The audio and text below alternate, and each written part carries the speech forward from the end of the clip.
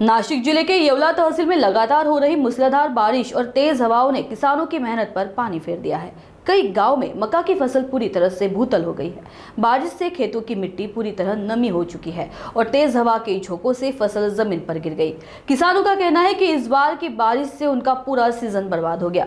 कई किसानों को अब आर्थिक नुकसान का सामना करना पड़ रहा है। किसान मांग कर रहे हैं कि स्थानीय प्रशासन क्षतिग्रस्त खेतों का निरीक्षण करे और पंचनामा तैयार करे। माझं मका पीक हे पूर्णपणे पावसाने 24-25 तारखेला जो पाऊस झाला ते पूर्णपणे झोपलेलं आहे। त्याला बिट्टी लागण्याचा टाइम होता।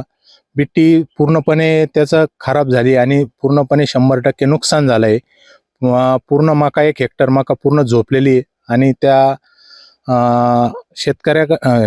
सरकारकडनं पहिलेच जे नुकसान झालं परतीच्या पावसाने त्याचंच नुकसान भरपाई भेटलेली नाही। तर शासनाने आता या नवीन मक्याचं पण काहीतरी केलं पाहिजे। त्याला आम्हाला काहीतरी त्याची मदत मिळाली पाहिजे याची अशी आम्ही शेतकऱ्यांच्या वतीने मागणी करतो।